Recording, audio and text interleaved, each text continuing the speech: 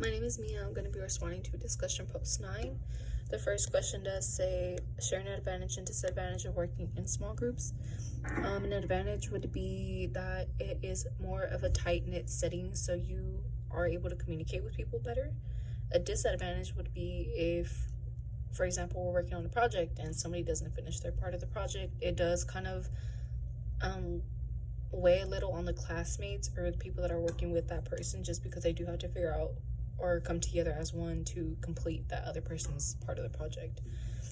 A practical piece of advice that I would offer to someone having challenges with working in a group would be just to communicate with your partners.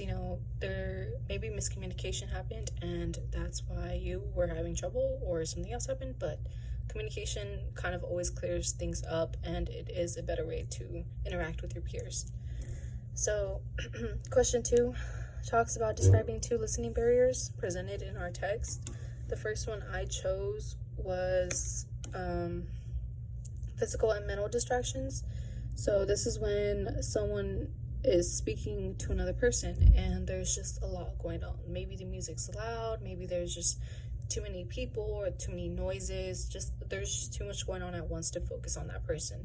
An example that I've experienced would be when I went to a coffee shop with a friend to study, and I was trying to do or watch a video for my anatomy class, but I couldn't focus on the video just because it was like the music was so loud, the loudest I've ever experienced.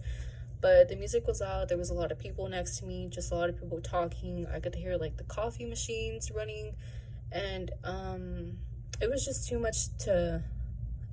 much happening all at once making it hard for me to focus more on the video that I was watching for class. The second one I chose was premature judgment.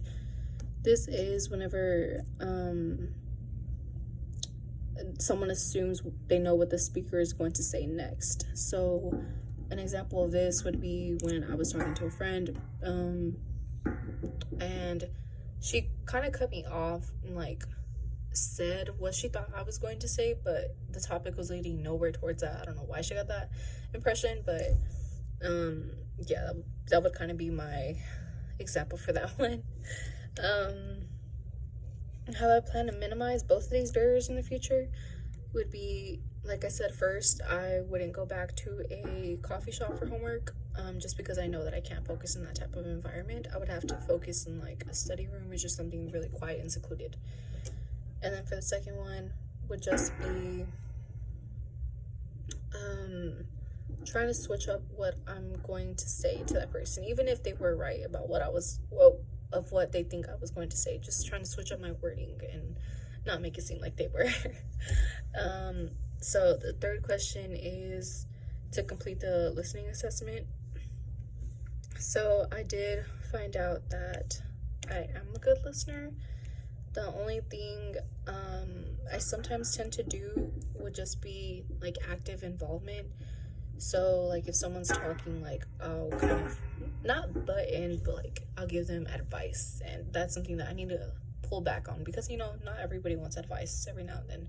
So yeah, that's pretty much the only thing that I was kind of iffy on. But everything else, I did learn that I was a really good listener. I have been told that I was easy to talk to and just easy to start a conversation with. So yeah.